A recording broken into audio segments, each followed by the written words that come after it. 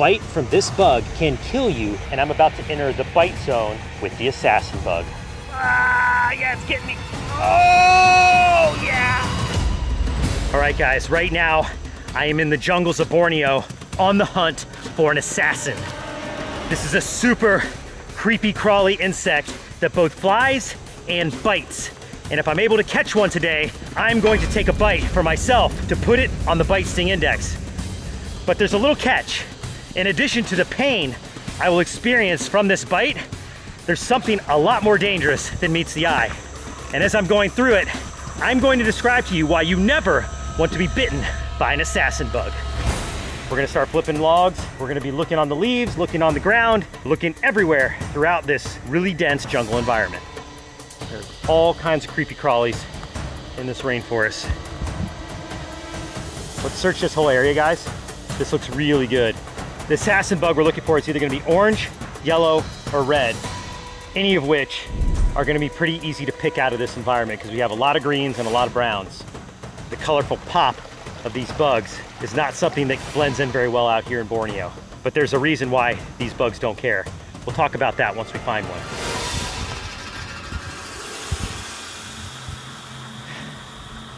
This is a cloud forest, and the air is thin. It makes hiking a little more challenging than we're used to.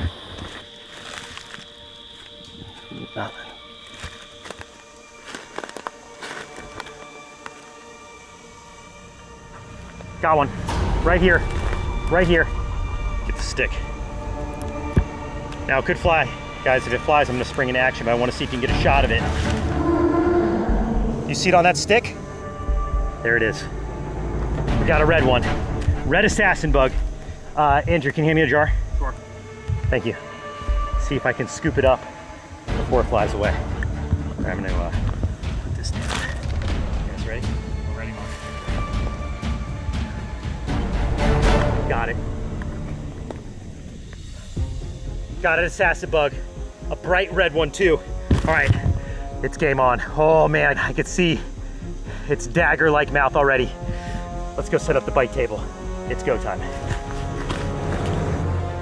Oh buddy, we got a big one today. I'm ready. At least as ready as I'm gonna be. Okay, the bite that I'm about to endure from this assassin bug, this fire red insect, is not only gonna be something that really hurts, but is also a bite that's definitely going to send me to the hospital. You heard me right. After the shoot, I'm gonna have to seek medical attention for what I'm about to do. Before I tell you why, let's take a closer look at what I'm up against. Okay, here we go.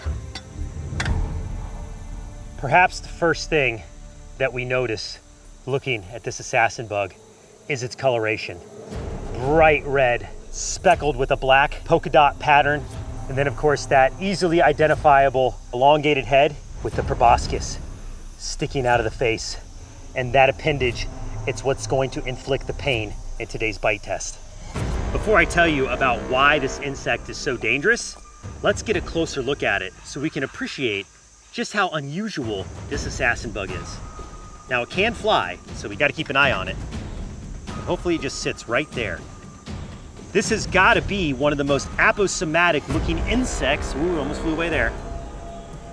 This has gotta be one of the most aposematic looking insects you could ever see. Oh. I got it, I got it.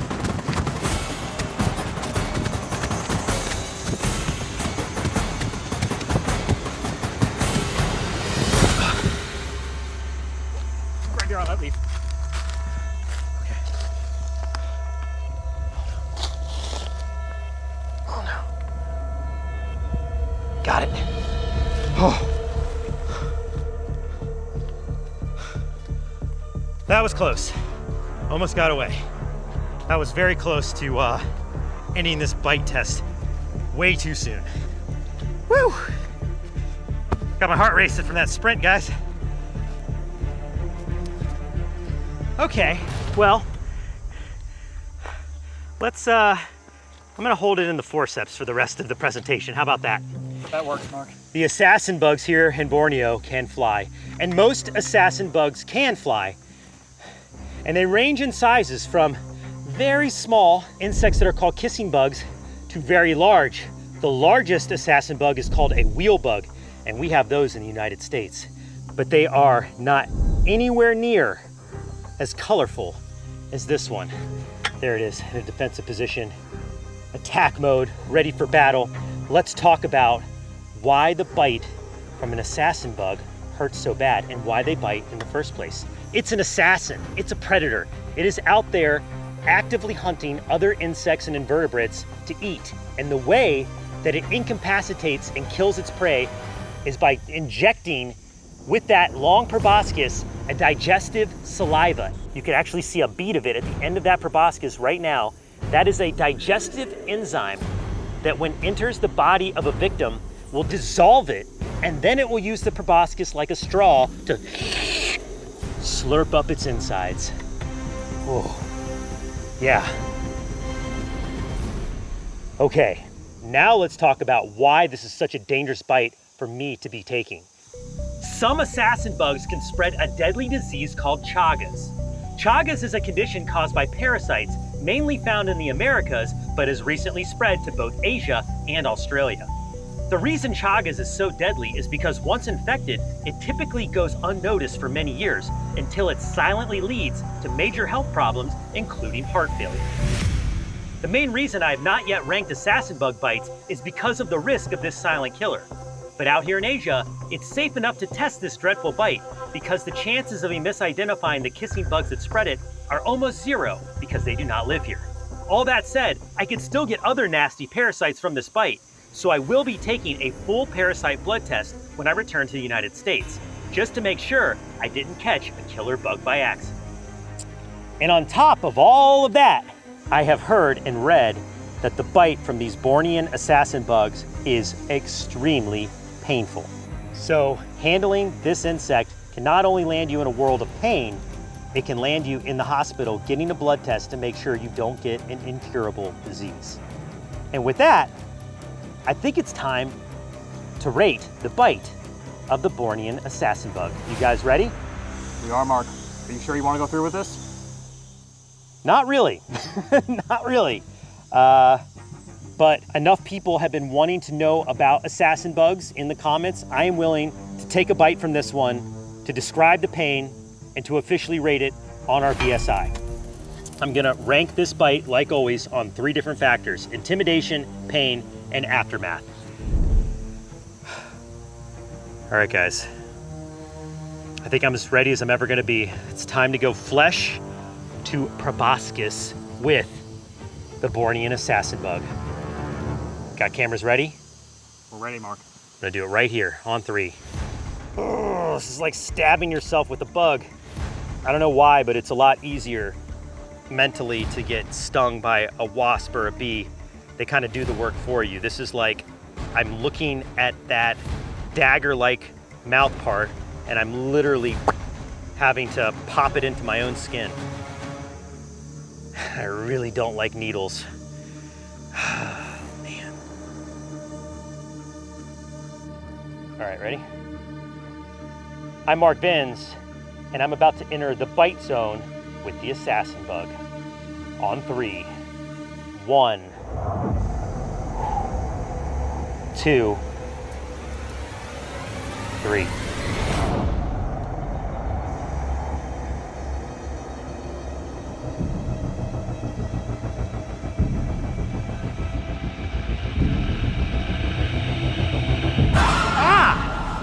Dang it! Wow! I don't know if I got a good bite though. I gotta go again. Ready? 1, 2, 3. It's biting me. Yep, it's biting me. It's in.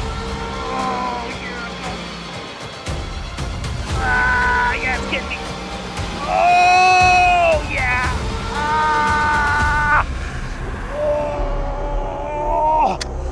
Woo. Yeah, that got me. Okay. Yeah, that hurts.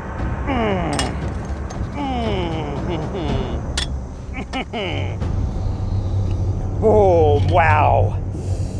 Wow, that is instant fire. Yeah. That is like a hot poker going into your skin. Yeah.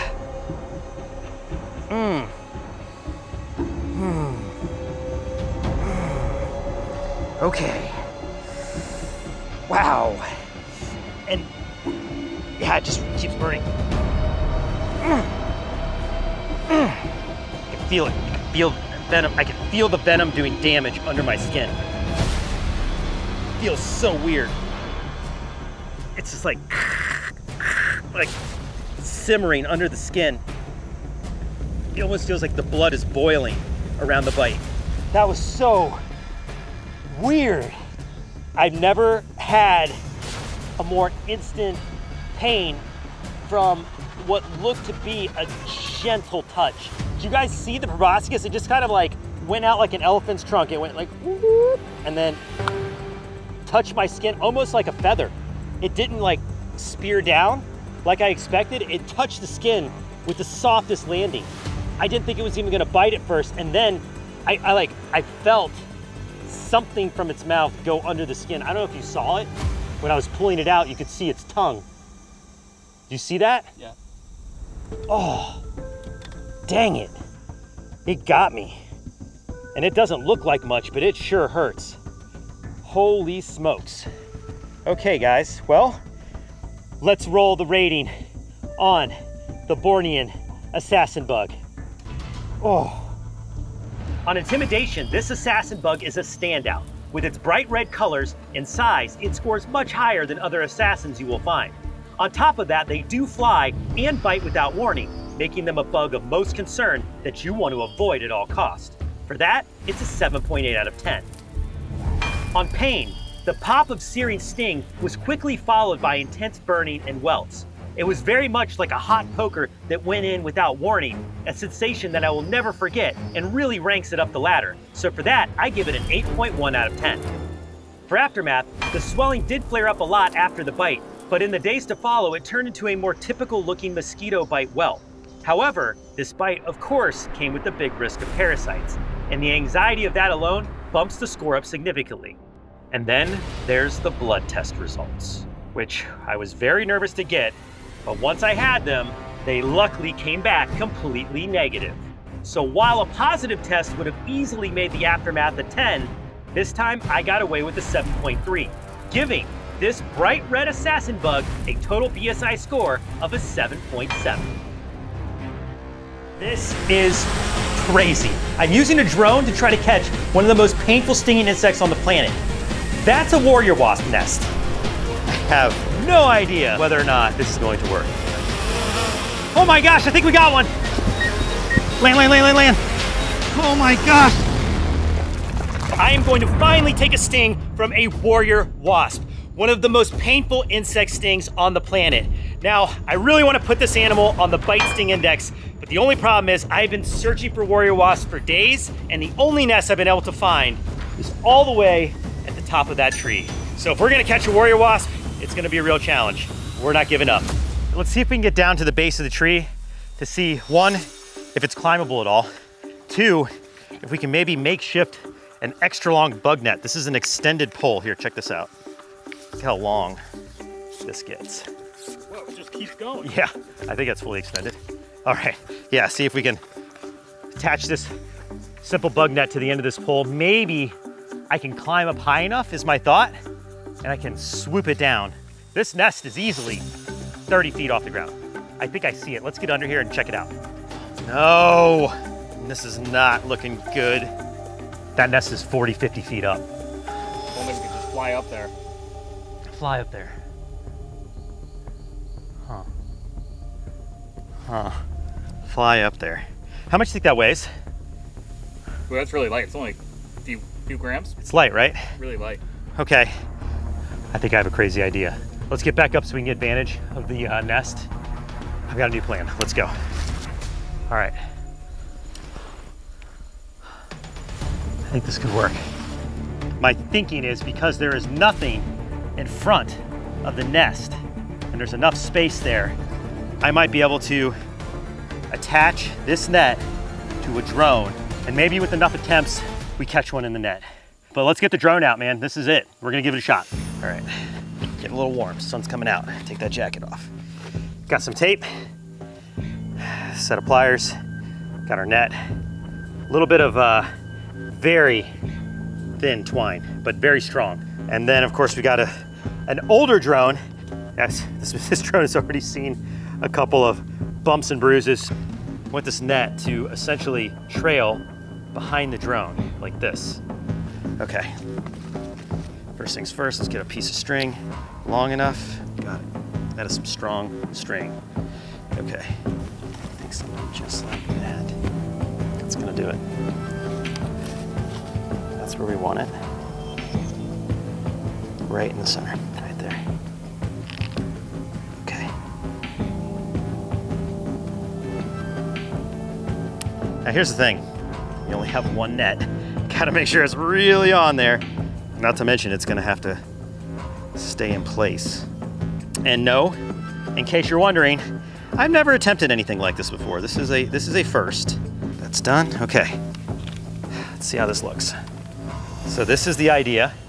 And you guys are gonna let me know if you see any warrior wasps in the net, because as soon as we have a few, or at least one in the net, I'm gonna zing it back down, hit the deck as soon as we can. Hopefully it lands just like that, and then come up warrior wasp ready for a sting test. That's the plan anyway. I have no idea whether or not this is actually going to work. Let's give it a shot. This might just work, Mark. If this works, this will be the first time anyone has ever caught a warrior wasp with a drone. Here goes nothing. I'm just gonna record. All right, here we go. All right, fingers crossed. Clear.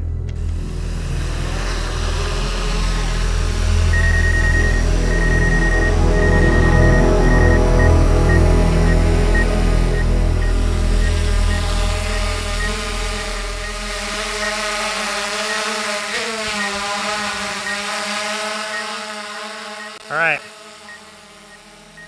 that's a good sign. Here we go.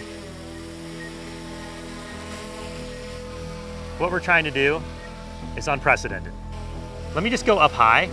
I want to see if this I mean, I think that works, guys. It's working pretty really good. Well, I'm impressed. Ooh, that was bad. You got to go slow. So speed is not good. Slow and steady. There's no real prize for being fast here. This is surgical. It's like playing a game of Operation. Oh man, this is cool. All right, I've got eyes on the warrior wasp nest. Looks like the clearest path is like right here. You guys tell me if you see me hitting anything with the net. Okay, we got our eyes on it. Okay, I'm going in. First pass.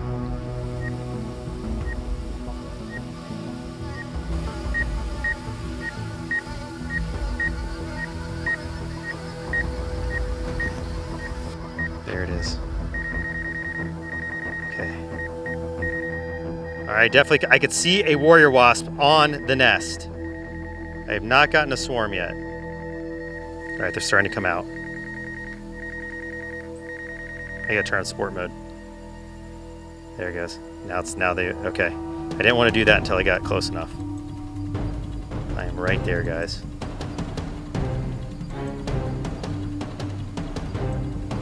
They're not swarming. That net's right there though. If you could somehow get that net to swing, I think one will get inside. Like rock it back and forth. It's right there at the entrance, isn't it? Danger zone. All right, I'm gonna see if we got anything, okay? Okay. Coming out.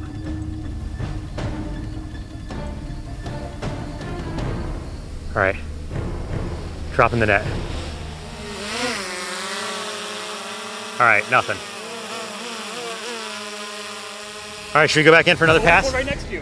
Where? Right there. Holy cow, that is a warrior wasp. See if I can go catch it. Okay. No, it evaded me. Oh man, that was definitely one. Good eye, whoever saw that. feel like this is meant to be, guys. I feel like we can do this. Gosh, it's like I'm getting excited about getting stung. All right, here we go. Let's try going for another swing. Really want to get on this side. That's the clearest angle. Really don't want to be in sport mode until I get close. This is actually like pretty nice to have this obstacle avoidance right now. Keeps me like off of the tree. So I can just get in there and then I can go manual. All right, going manual. Now I'm seeing, oh yeah. There's a lot more warrior wasps hanging out on that nest right now. Oh, I see a swarm. One just flew. Okay, they're starting to come investigate the drone, and that is exactly what we want to happen. Come on, just one. Just need one. I'm gonna try to raise the net up, point the camera down, because that's about where the net should be. Oh yeah, I saw another one fly. This is good. Damn, the net is swinging the wrong way. Oh, it's right there. It's right there. There's definitely more. See that? Oh my gosh. Oh no. Oh no. Gotta get a wasp right now, or it's not gonna happen. I'm gonna try to swing the net around a few more times, but we're almost out of battery. If you can't already tell from all the beeping. Jeez. That's it, I've gotta bring it back. Maybe we got one, you never know. Just need one. Guys, I think there's something in there. I see something in there. There's definitely something in there. Watch out, watch out. Where's the other net? It's still there. Oh my gosh. Oh my gosh, I think we got one. I think we got it.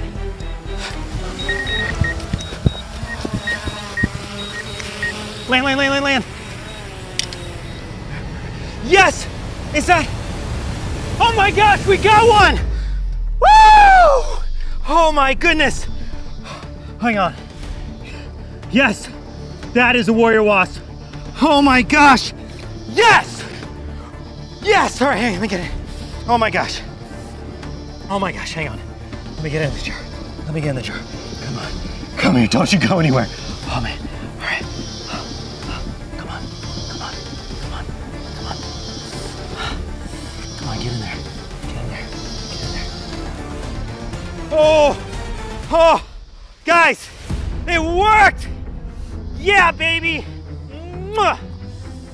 Yes, that might be the most amazing catch I have ever had in my whole career. Holy cow. Yes, all right. Oh my gosh, guys, high five. Holy cow. Yes. Yes. I cannot believe that we actually pulled that off. That's the world's first ever catch of any insect that's to my knowledge with a drone. This warrior wasp is like, what the heck just happened? Oh my goodness. Now it's time for me to take a sting and officially rate the warrior wasp on the Brave Wilderness by Sting Index. Let's set up the table and get this over with. Oh my goodness. I cannot believe that we actually pulled that off. We have set up the warrior wasp to enter the Bite Sting Index rankings on Brave Wilderness. Holy cow, I cannot believe it. All right, let's get some supplies out. We don't need this net anymore. I'm gonna keep that on standby though, just in case our wasp decides to make a run for it. Here we go, a few supplies that I need. Got my forceps, there we go. Can't do a sting test without an EpiPen. So just got a new epinephrine pen, and I got an arm. I got this arm. I'm gonna do this arm. I took a sting on this arm yesterday, so we're gonna use a blank canvas for this warrior wasp. This is one of the most infamous stings in the world. This is going to be a first time for me, and you can see right here, look at this. This warrior wasp is getting ready. It's staring me down right now. And these are notorious for being some of the most aggressive wasps. They will defend their nest with their lives, just like a swarm of bees. These wasps will swarm any would-be predator. In fact, they give a warning sign where they beat their wings together, and it can actually create the sound of drums. They're called the drumming wasp as another name.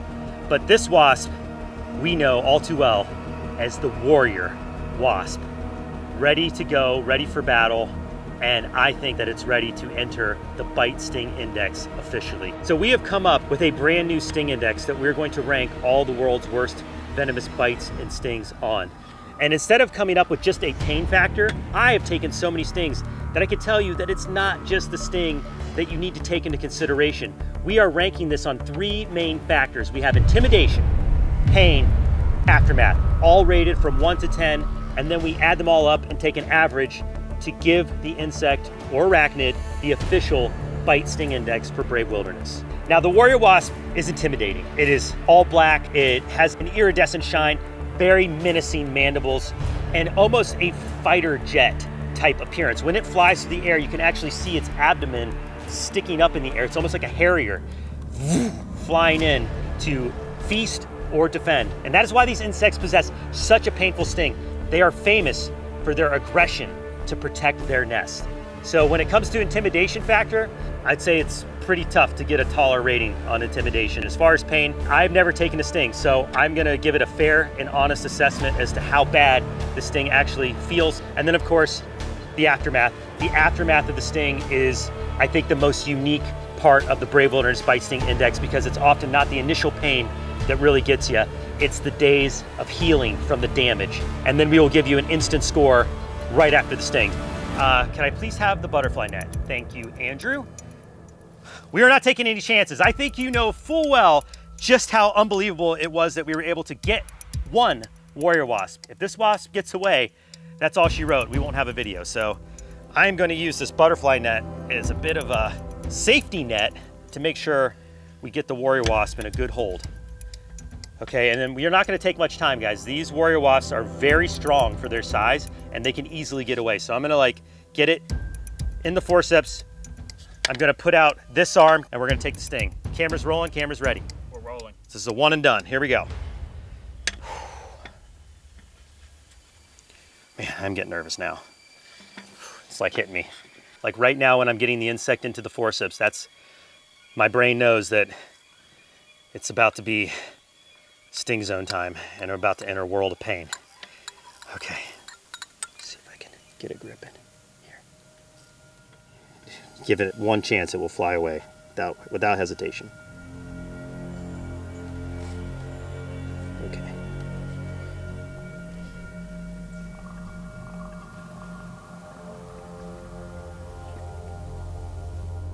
Okay, I don't have a good hold. Can you come and open this, Andrew? Open the bag. I have an idea of how I can do this. There's another set of forceps at the top of this. Thank you. Okay. I feel like it's like a game of Operation.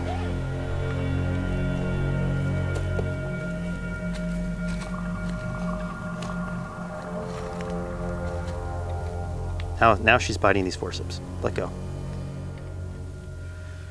Got the hold. This wasp is so impressive.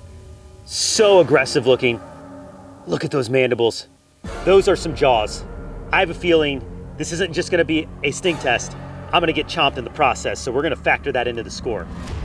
Look at those wings go. I can feel the air coming off of them. This is a very strong wasp. It's gonna score some major points in the intimidation factor. Here we go, transferring. All right, it's officially time to put the warrior wasp on the Brave Wilderness BSI, the Bite Sting Index. I'm gonna get stung right there. Oh my gosh, yeah, this is gonna happen right away. All right, you guys ready? 1, 2, 3. It's stinging me, you see that? Wow. Ooh, stinger's in, it's pumping me. I'm getting bit. Let go. It's not gonna let go. It stung me again. I can't get him off.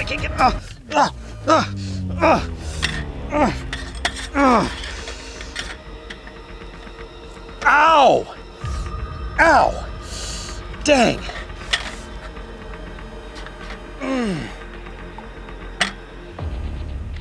Oh, hang on, guys.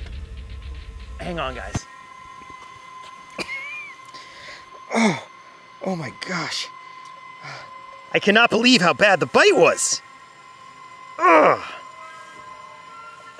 right, All right, I think we've seen enough. I can tell you what, that is a serious sting, but man, that bite was for real. I'm gonna have to factor that in for sure to the pain score. I did not expect that. Holy cow.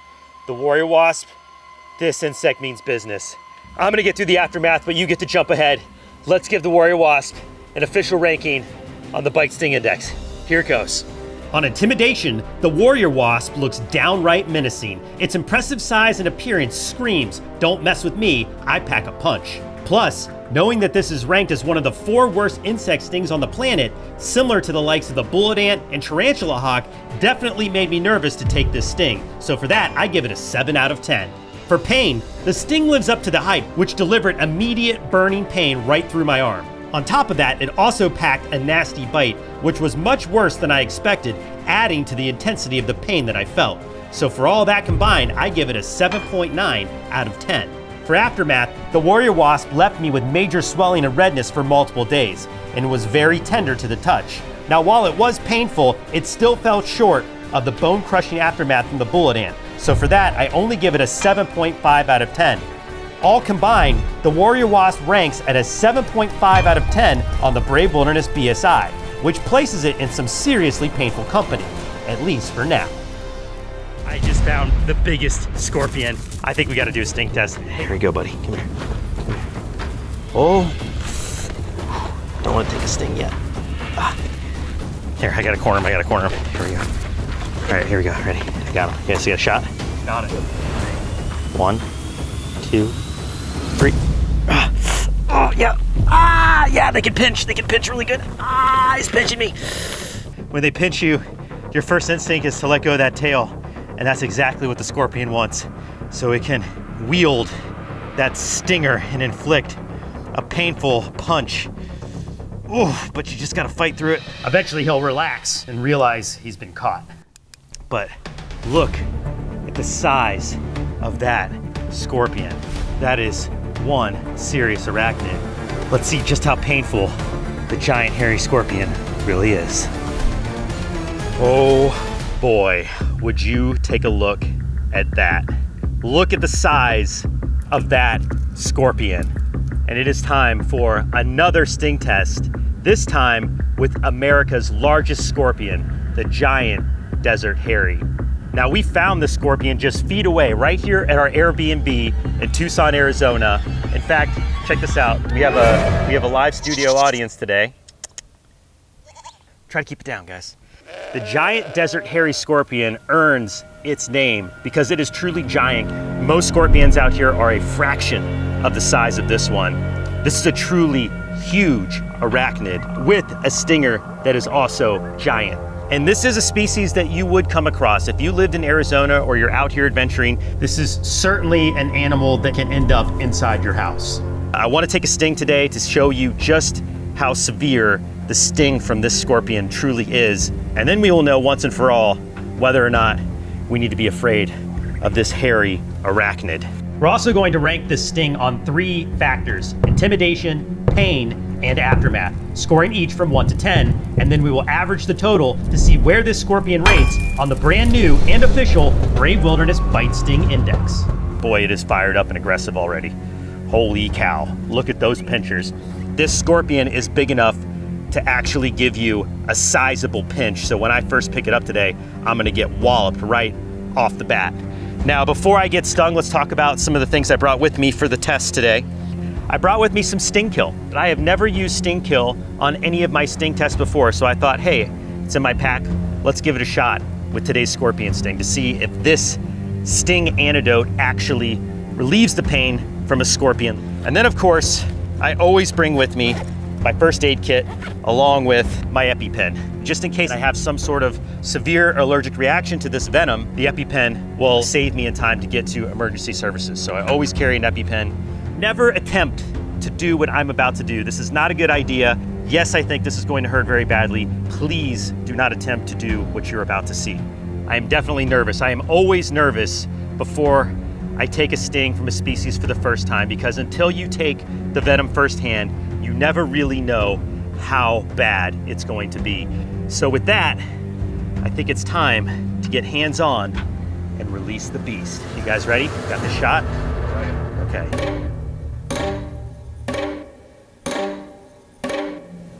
Careful. Whoa. Now I have to grab the scorpion without taking the sting. Man, it's fast. I'm gonna use this platform. I'll keep it on the table. All right, so the object here is to not get stung before I'm ready, but in order to tail the scorpion, I need to grab a segment right behind the telson, which is the stinger. And this is a one-shot deal. You do this wrong, you are getting stung almost instantly. All right, ready? 1, 2, 3. Got him. And then he's gonna try to pinch me. Those big pinchers. Ah, yeah, he's got his pincher on me there. Oh, right under my skin. Now, I have a good grip, and we can talk about how the scorpion feels. Its exoskeleton is very rigid and hard, almost as hard and tough as a crab or a lobster. So I am by no means gonna squish or hurt the scorpion by holding it like this. And yes, those pinchers can give you a wallop of a pinch. Ah, yeah. One more time for good measure. Now, another kind of interesting thing is the face of this scorpion. You can see it has some eyes right here at the sides, and it has eyes right there in the center, similar to a spider.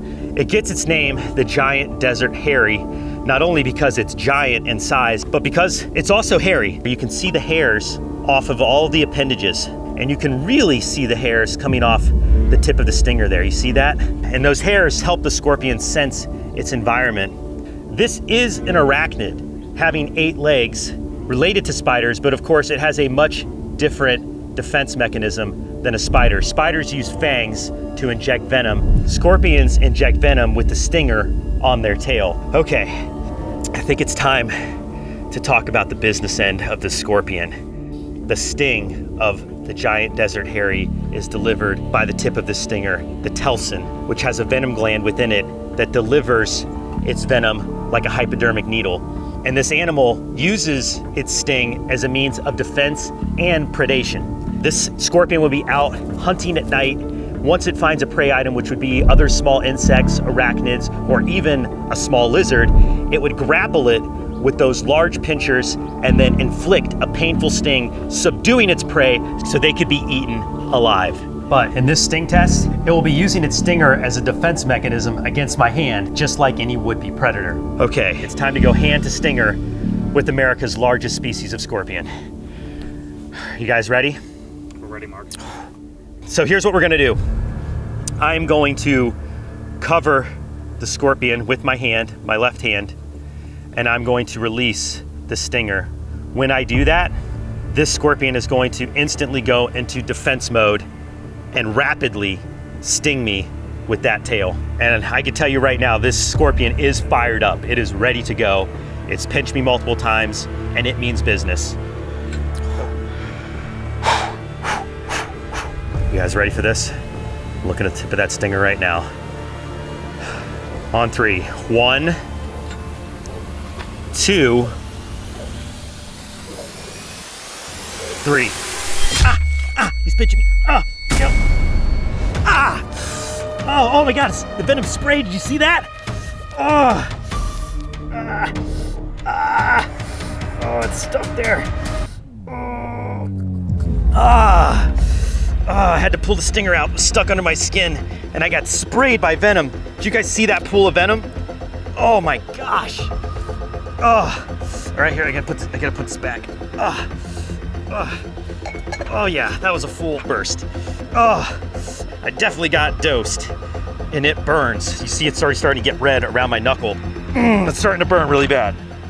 Hang on. Oh yeah. I cannot believe how much venom just sprayed out of the tail like that. I didn't know it could spray, and it does burn. Holy smokes. Yeah, this whole area is a little inferno right there, all around my knuckles. Man, that is so much different than I expected it to be. I expected the stinger to just pop, like whap me. It like scooped up underneath my skin, and I had to literally pull the stinger out. Oh man, that burns. Yeah, that burns real good. Okay. It's been about 5 minutes, and you can see that I'm definitely getting some swelling going. We're gonna continue to monitor this sting, but now it's time to officially rank this sting. For an intimidation factor, seeing that huge tail jab me over and over and all that venom spraying out was super intimidating, so I give it an 8 out of 10. The pain was somewhere between a hornet and a bee sting. I'd rate it a 4 out of 10. For the aftermath, it wasn't so bad. The pain afterwards is very manageable, especially after applying some sting kill. So I give it only a 3 out of 10. Combined, this scorpion rates it a 4.3 on the brand new official Brave Wilderness Bite Sting Index. That is easily the gnarliest sting I have ever taken in terms of seeing the stinger go in and get stuck. I've never had to pull a stinger out like that before. That was wild. But in terms of should we be afraid of this animal, I don't think we should be any more afraid of the giant desert hairy scorpion than we are of your common bee or wasp. Starting my search for Arizona's largest tarantula, and normally I do my best to not get bitten by giant hairy spiders, but today I'm going to intentionally take a bite from the desert blonde tarantula to see just how dangerous it really is. But before I can do that, I've got to catch one. Let's get searching. We're searching the Sonoran Desert of Arizona to find these tarantulas. This desert is teeming with all sorts of venomous creatures, and the best time to find them is after dark. The sun is finally set, headlamp is on. This headlamp is going to be the main tool that I use tonight to find one of these tarantulas. So I'm going to use my headlamp to sweep from side to side. There's not a lot that gives away other than just getting a light right on the tarantula itself. And then comes the tricky part, actually catching one. I also have a snake hook with me tonight, which could come in handy in catching a tarantula, but the main reason I have it is because this is prime rattlesnake territory. There's a lot more things crawling around out here than just big spiders. These spiders are out tonight hunting, but if they're near their hole, they'll quickly tuck back in. If I don't get close enough in time, it's pretty much game over and we'll have to find a new tarantula to catch.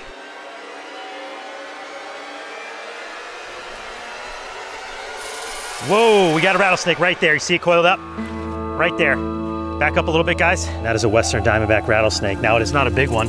This is a juvenile, but it is still capable of inflicting a very serious bite. You can use a snake hook to move snakes out of our way, just like this. Let the snake go, and we keep searching for spiders. Yes. It's a great sign that we're seeing all these venomous creatures out on the hunt. This desert is coming alive. Put a scorpion right at your foot. Look at this. Desert hairy scorpion right there. Let's see if I can grab it. Best way to do this is just to grab right at the top knuckle so it can't sting me. Let's see if we can get him to calm down. Stay buddy, stay buddy. Come on. There we go, that's good. Oh. Got him. Oh yeah, he's pinching me. All right, here we go. Let's see, show you what we got here. That is a pretty good size giant desert hairy scorpion, the largest species of scorpion in the United States. Luckily, I've got a good grip on its stinger there, but you can see there's even a little bit of venom starting to come out of the tip of it. If you don't grab these guys correctly, they will give you a pretty good pop. You can see why they call them the desert hairy. Look at all the hairs all over its body. It doesn't get much cooler than these large scorpions. All right, let's put them back and keep looking for those tarantulas. Scorpions and tarantulas are out here hunting the same food. I have a feeling we're closing in on our giant spider.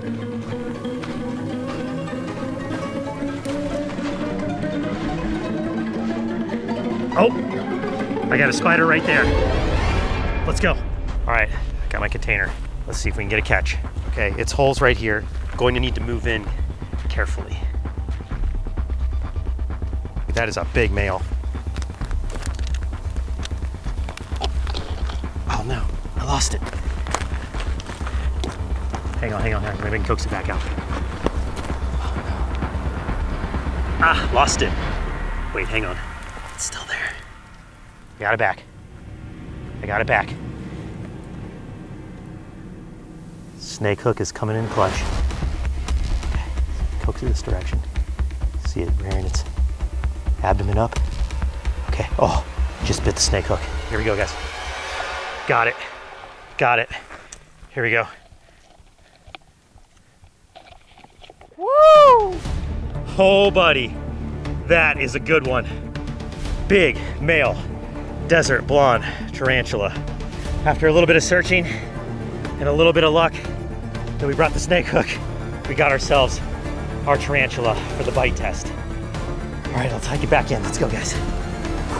Yes! As fate would have it, as we were heading back to start setting up for the bite test, we saw an even bigger spider. Oh, another tarantula. This one looks bigger. Oh yeah, okay. Let's try to catch this one too. All right, I don't know how close it is to its hole, but I'm gonna go in for the catch. Here we go. Holy cow, that is a huge freaking spider, guys. Wow. Chow, chow, chow. Ho, ho, ho, ho, ho! Ho, ho, ho, ho, ho. That is the specimen we have been after. That is a truly huge tarantula. I did not expect this. Not one, but two huge desert blonde tarantulas. What we have here are a male and a female. And unfortunately for me, I think this video just turned from a tarantula bite test to a tarantula bite comparison. And I'm sure you are as curious as I am which of these two spiders has the more painful bite. It's time to find out. I am definitely nervous. Oh man.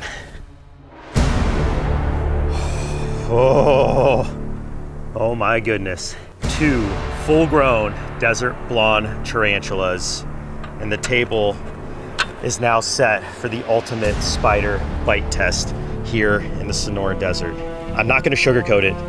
What I'm about to do is a bad idea. Please do not attempt to recreate what you're about to see in this video. We have two tarantulas here in front of us. We have a male and the female, which we found unexpectedly. I think it is worth doing a bite test comparison to see which bite is more ferocious, because these spiders live very different lives from each other.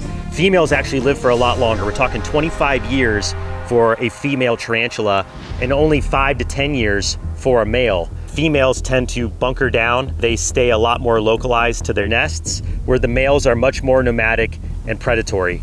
I have a suspicion that we have a very different bite profile to these two spiders, and we are going to put that to the ultimate test. Let's take a closer look at Arizona's largest spider. Ladies first. In order to get some really good footage of the spider, I'm going to move it into this glass dome. And of course, we don't want our spider to get away. All right, delicate little procedure here. Wow.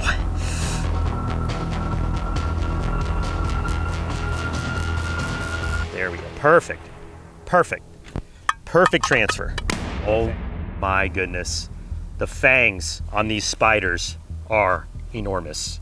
It's not just going to be the venom that I'm up against today. We're talking actual puncture wounds from fangs that large. In terms of what they're out here hunting and eating, pretty much anything that they can grapple onto. They are very strong spiders, and of course, possessing those large fangs, they could subdue a variety of prey. Even small lizards would be a good meal for a spider this size.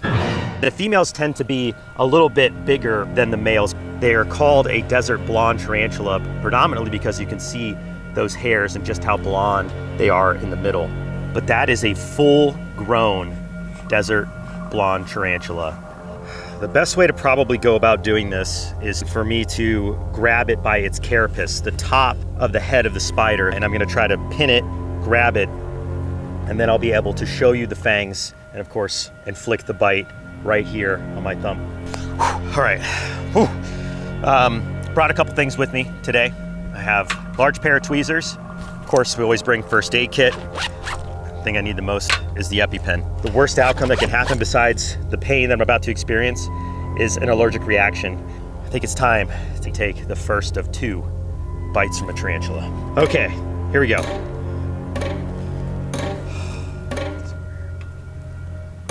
Now the females are known for being a little more docile than the males. Beyond, well, easy girl, easy girl. Back, back, back. So you see how it's rearing its abdomen up right there? Beyond their capability to inflict bites, they also possess another defense mechanism, which is to flick the hairs off their abdomen. Females are rumored to be less aggressive, but this one looks ready to bite. And what I'm trying to do right now is to get a good hold on the carapace, This is the safest way for me to hold it for both me and the tarantula. There we go. Oh, geez. Okay, that made my heart jump. Okay. The spider just wants to come right at me.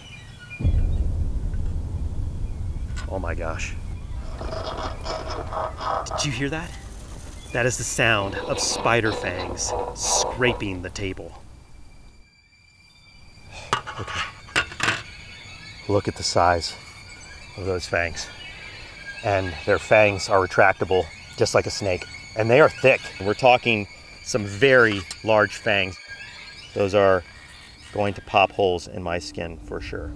Gotta get up a lot of nerve to do this. Okay, I've got a good grip on the spider. I'm gonna go for it. On 3. I'm Mark Vins, and I'm about to take a bite from Arizona's largest spider, the desert blonde tarantula. On 3. 1.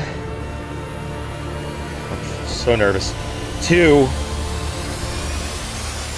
3. Spider's fangs are on my skin. Ah! Yep, got me. You can see there's a little blood right there. Only popped one fang through. I think I gotta take a better bite, guys. It wasn't a good enough bite. All right, I'm gonna do one more. Ready? On 3. 1, 2, 3.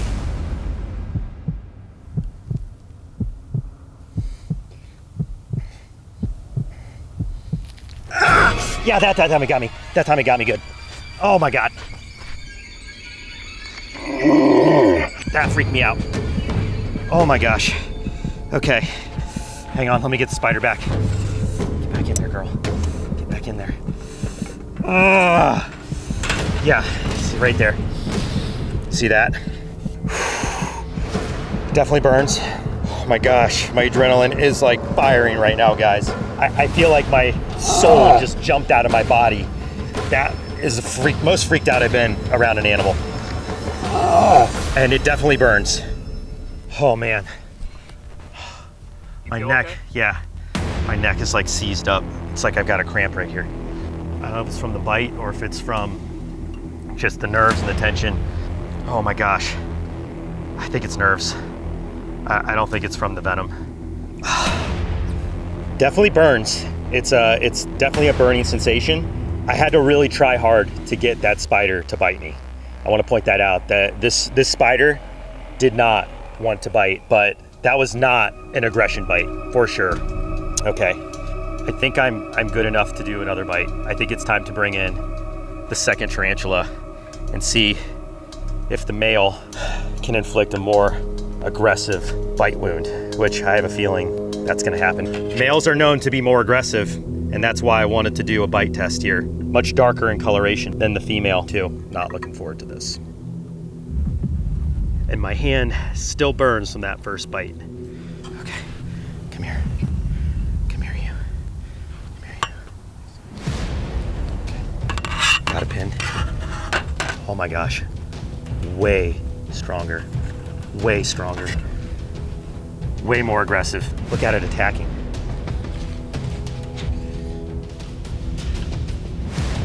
Got it.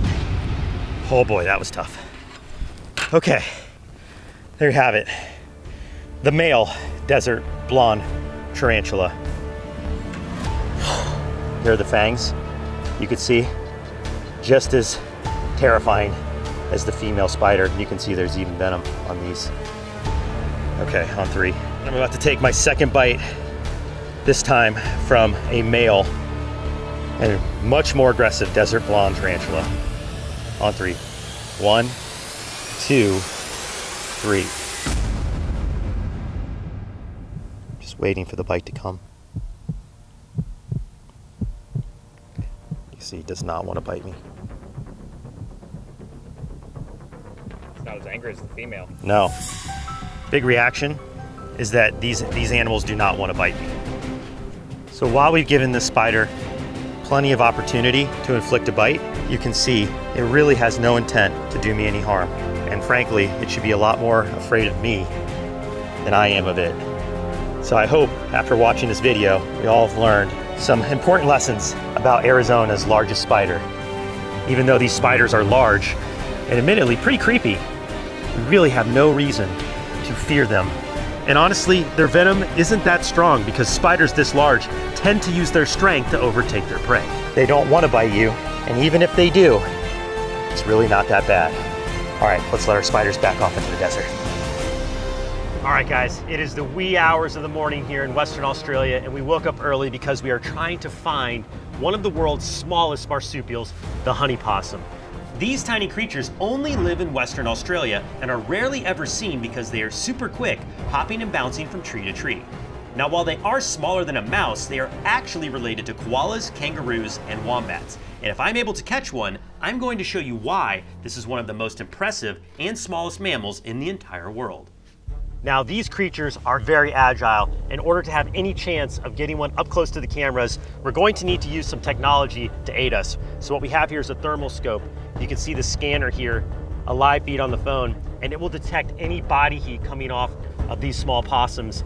And if we are able to spot one on the scope, we're then gonna race out of the car and try to get hands on with this super cool and super tiny marsupial. Joining us on our possum search is Max Jackson from Australia Wildlife Encounters. If there's anyone who can spot a creature in the outback, it's him. All right, so we're gonna start our search by looking for plants that flower because these honey possums live on a diet completely made up of flower nectar. So if we find flowers, that's going to be a good indication that there'll be honey possums in the area. This heathland habitat is perfect because typically at all times during the year, there's always going to be something in bloom. It didn't take long for Max to guide us to a location full of orange banksia flowers, a favorite of the honey possum. Unfortunately, by the time we got there, the day's temperatures rose and the thermal cameras became less and less effective, making it difficult to spot the tiny warm-blooded possums apart from the hot banksia trees. So we decided that although we found our location, we would need to return back the next morning for another try. There. That's something. That, it's on a flower too. That's a possum. That's a possum. Look at it, that's totally a possum. We got it. And you can see the thermal scope is picking up a small creature at the top of this flower. Hopefully that is the honey possum we were after. This is awesome. All right, let's go.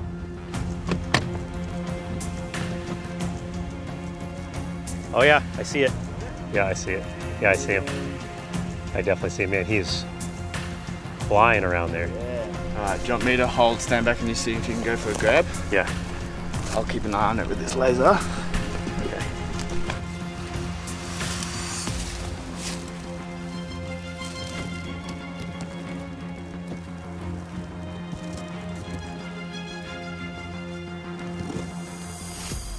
Coming down at me? Yeah, I don't see anything.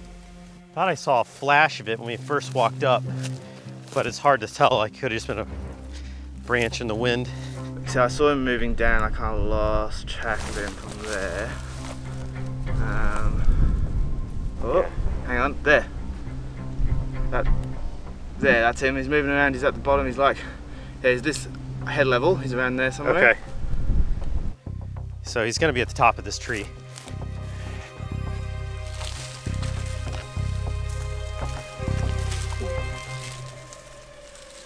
Oh, I got him. I see him.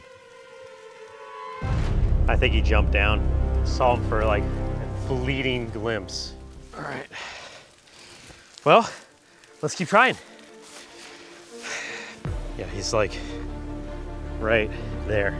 Oh, I see him. I see him. I got eyes on him. Here, take the phone. Okay, just drop it, it's fine.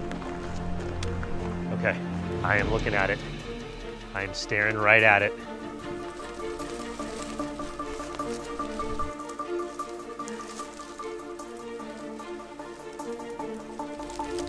Oh, I just jumped. Yep.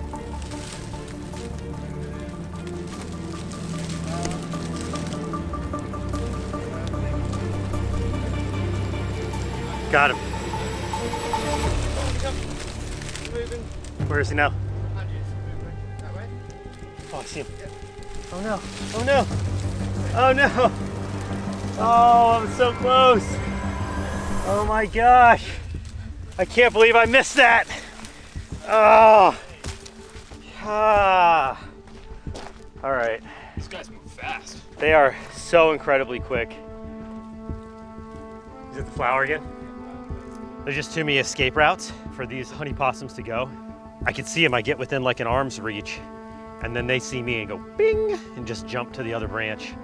And these trees are super dense. Like the leaves are very prickly, the branches are very stiff, so like moving the tree around is really complicated. I almost had him. I'm not joking, we may want to go back and get my tide pool net because they are so fast. We've got one. Oh, I see two. There's one up high. That one looks like it's really resting easily. Let's go for it. All right, I'm gonna go in for a catch. Yep, okay. Here we go. It's gonna be right here. Yeah, there somewhere. You're right in front of it. Should be looking right at it. Hasn't moved yet. Oh, I see him. He's up. Oh wait. There's a little bird's nest there. Ah. But I think it was one of them because I saw a tail. He's still there. Oh wait, I'm looking right at him. Yep. I see him. Okay.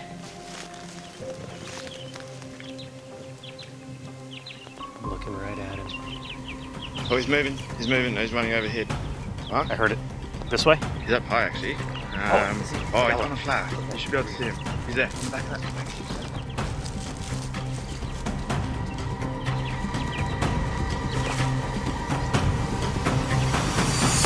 Got him. Yeah. Got one. Oh, we got a honey possum, guys. That was awesome. That was awesome. Hi. Oh my goodness. You are the cutest thing I have ever seen. Okay, the sun is coming up. Let's let the light expose the habitat a little bit better, and then we are gonna show you this tiny little creature up close and personal. Oh, guys, look at how small this marsupial is. And yes, I know at first glance, it looks a little bit like a mouse, but in fact, this is a marsupial, namely because of how it rears its young. That when they're, hey buddy, it's okay, it's okay. It's a little nervous, I'm gonna talk a little quieter. So this little honey possum can give birth to 2 to 3 joeys at a time. And when they are born, they are no bigger than a grain of rice, making them the smallest mammal at birth in the world. And then they'll be reared in their mother's pouch for up to 3 months before they venture off to find their own flowers. These little honey possums can drink up to 7 milliliters of nectar in a day. That's the equivalent of a human being drinking 50 liters of soda. Could you imagine? So their metabolism is super fast. They are pretty much always hopped up on a good diet of sugar. Hi, look at that iconic snout, which is developed to help them get at the plant nectar, the flowers in these banksia trees. They are perfectly adapted for their food source. In addition to their slender snout, they also have a very long tongue, which is up to 1/4 length of their entire head. This tongue is covered in, hold on, I gotta get a better grip, sorry guys. We're almost done, we're almost done. We're gonna put you back on your flower, don't worry. Okay, let's see if we can feed our friend here some sugar water. All right, ready? Oh yeah, look at that. Somebody was thirsty. You can see how it uses that little tongue to lap up the nectar. Yum, yum, yum, yum, yum, yum, yum. Oh my gosh, look how long his tongue is. Now their tongue is covered in bristles that helps it extract the nectar out of the flowers. And just like the bees behind us on the flower, these honey possums are extraordinary pollinators. Without them, this environment would certainly be in peril. They are a very important part of the ecosystem here in Western Australia, and they are also super cool. Like many other marsupials, it is prehensile. Do you see how it grips onto my finger there, how it curls up? That prehensile tail can wrap around branches and allows this tiny little marsupial to grip onto flowers and tree limbs with great efficiency, and they can actually hang and support their entire body weight just with their tail.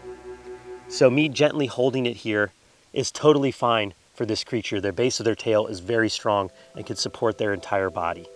Now, in addition to its prehensile tail, it also has a very interesting hind foot. Similar to a koala bear, it actually has a thumb that hangs out off the foot, 4 fingers, that allows it to really grab onto stems and limbs so we can get up on those flowers.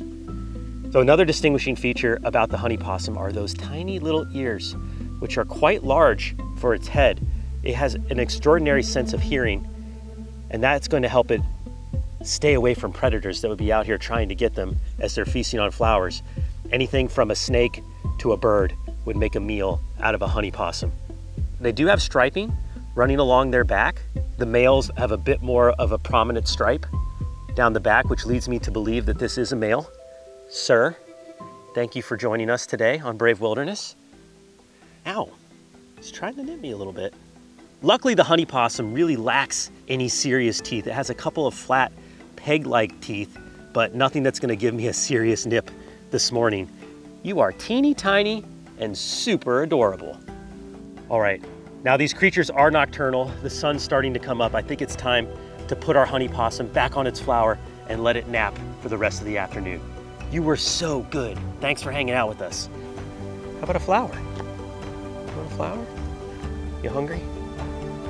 So cool. Oh, coming back? Back to me? Back to me? Oh. You gonna go back? Where are you going? Can I offer you a flower? All right, let's put the honey possum back in the bush. Oh. That's it. That's all she wrote. Honey possum scene. Cut. I have about a 50-50 chance of taking a sting with a flying bullet ant. On 3. 1, 2, 3. There's something in my... A part of this video is sponsored by Dr. Squatch. All right, last night, something completely unexpected happened. Right now, we're in Costa Rica filming the bullet ant sting versus the leafcutter ant bite showdown, which, by the way, ouch, it hasn't even been 24 hours since I endured the carnage that was 60 seconds of being stung by a bullet ant. I mean, I got annihilated. I am still in excruciating pain right now, but here at our lodge, we saw something that we didn't even think existed. Let me ask you a question. What is worse than a bullet ant with one of the most painful stings in the world? The answer, a bullet ant that can fly. That's right, bullet ants have wings. Mark, come here. What is it? Dude, there's a bug on the wall here. It looks like a bullet ant, but You got a light? it has wings on it. Can you shine your light like right on it? What? Dude, that is a bullet ant with wings. It has wings. No way. Let me get in that. Let's see if I can. Got it. Got it. There it is. Yeah, it's in the net. Oh, it's getting away. It's getting away. It's getting away. Ah! We go. Whoa. All right, hang on. Holy cow. No way. Did you know they could fly? I didn't know they could have wings at all. Let's get a closer look at it. In all of our adventures into the rainforest, we have never seen anything like this. The Brave Wilderness channel has a long and painful history with the bullet ant, because these ants possess one of the most painful stings on the entire planet. And that's not just of all ants, of all insects. From a single jab to a full minute of being pumped with their legendary venom, we've experienced firsthand just how excruciating their sting can be. However, these insects won't sting unless provoked, and we've learned that from sticking our hand into a box full of them. As it turns out, they only sting to protect themselves and their underground colony from danger. But until this particular adventure, we had no idea that bullet ants could take to the sky. But now let's get to the question that I know you're all wondering. Sure, bullet ants have wings, but can they sting? Can a winged bullet ant sting with the power and might of the bullet ant that we all know so well? Well, that's what we're here today to find out.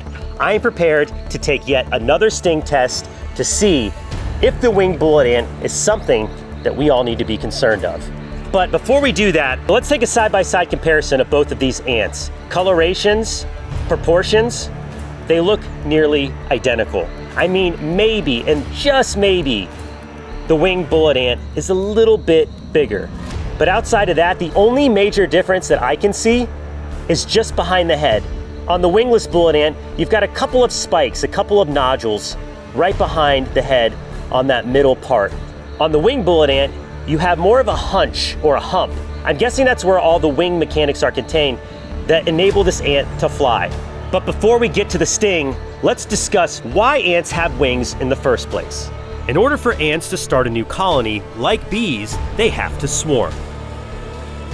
This occurs when colonies start to produce offspring that have wings, which of course can be either male or female, with the females being future queens. When a future queen flies away from the colony, she's in search of a winged male from another, and hope that they can join forces in starting the next generation of bullet ants. After they mate, the male unfortunately dies, while the female sheds her wings and searches on the ground for a good spot to start her new brood. Once she starts her nest, her stinger actually turns into an ovipositor, which she uses to lay eggs. She then exclusively produces female worker ants until the colony grows large enough to need to expand again. It's these workers who are tasked with the digging of tunnels, caring for young, and defending the colony with their legendary sting. All this to say, it's only the female ants that have stingers. With that being said, I have about a 50-50 chance of actually taking another sting in this video. It's time to get down to business. It's time to find out if this flying bullet ant can sting. Here we go. Let's see if we can grab hold without it flying away. I know I say this all the time with ants, but it's unbelievable how strong they are. Oh, no, no, no, no, no, no, don't fly, don't fly, don't fly. Oh, no. Angry. This bullet ant does not want to be in these forceps. Okay, I got a good hold. All right, here we go. Oh, I was afraid we're gonna lose our flying bullet ant. They have wings for a reason. Got that shot? Got it. All right, here we go. I'm Mark Vins, and I'm about to enter the sting zone with a flying bullet ant. On 3. 1, 2, 3. I can't feel it. Ah! There's something in my... Oh yeah, stinger's in. Stinger's in. Yep. Yep, it's a queen. Oh, do you see the stinger in there? Definitely a queen. Got a young queen. Definitely not a male. What's that feel like? Ah, it burns. All right, all right, all right. Definitely not doing it for 60 seconds again. Yeah. Whew, man. Whew. You all right, Mark? Yeah. Huh. I tell you what, that burns, but not as bad, oddly enough. Definitely not as bad as yesterday. Let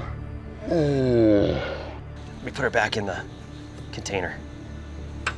Thank you, thank you. Oh, man. Definitely a female, for sure. You could see there's already raised, I could feel the burning. There's already some raised, but not as bad. There's some marks there, but gonna have to give it a little bit to see if the venom really kicks in. I mean, clearly that's what the bullet ant looked like from yesterday. That is just over 24 hours. You can see just how swollen my arm is from yesterday, and it's hot and tight. It's almost like swelling up like a hot dog about to explode. But yeah, you can see right there, you see that? We definitely have some sting marks, but a much more mild venom. Like significantly less painful. I wouldn't recommend doing it. Don't get me wrong, this isn't good. It's not enjoyable, but it is certainly not as painful as the bullet ant we all know. So I have to wonder, why would the flying bullet ant sting be less potent than that of a wingless bullet ant? And if I had to guess, it's because this is a young queen. They're both females, but this young queen is destined to eventually lay eggs, meaning that stinger is meant to actually evolve into a device to reproduce and create the next bullet ants, where this bullet ant is only meant to defend. See anything, Mark? Scanning. Oh, there's an octopus right there. You see that? Oh, where is it? Right there, next to that white rock. Big one, big one. Do you see that? How do we get down? We can get down over here. Let's go, come on, guys. Huge octopus. All right, definitely gonna need a net. Let's approach slow so we don't spook it. How are we getting down? We have to go this way. Here we go. Careful, Mark, these rocks are super sharp. Careful, guys, careful with the cameras. Oh my gosh, I hope it's still there. Here, there's a way down right here, through here. There's a way around. This way, guys. This way. We're gonna get a little wet. It's right around this corner. We gotta cross. Oh. I just saw a really big octopus hunting in this tide pool. Hey, Andrew, here. Hold my GoPro. I'm gonna have to get in. We need both hands. Here we go, guys. It's right around here. It's right here. It's right here.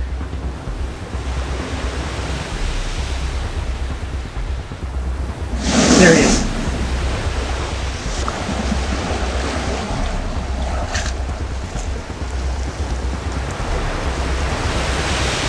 Huge octopus. Huge. Holy cow. Huge. Wow. Oh my god. Holy sh**. Oh my gosh. Oh my goodness. Look at the size of this octopus. All right, let's get back to shore. Oh my goodness. That is the biggest octopus I have ever seen. Wow. All right, let's move back where he can. He's sucking all over me. Huge. Huge octopus. Wow. All right, let's move up. Let's move up. Oh my gosh. I cannot believe how big this octopus is, guys. This is unbelievable. Here, I'm gonna set it down gently here. Keep an eye on that octopus. They can move on land. I'm gonna have to get gloves on. Octopus have beaks that not only are sharp, but they have venom. Oh, Mark, be quick, he's getting away. All right, I'm getting him. I got him. Okay. Holy cow, guys. I'm gonna get it hydrated. I got to put gloves on because I don't want to take a bite from that. See that beak right down there? Now, this isn't the only venomous octopus that we could run into out here in the tide pools of Australia. There are also blue ring octopus out here, and a single bite from one of those, that could be fatal. Wow, it is so strong. It just grips to the rocks. Just being really gentle right now. Don't want to hurt the octopus. Look at that, cephalopod. This is a star octopus, which is actually a new species. It used to be considered a common octopus, but it has just officially been named.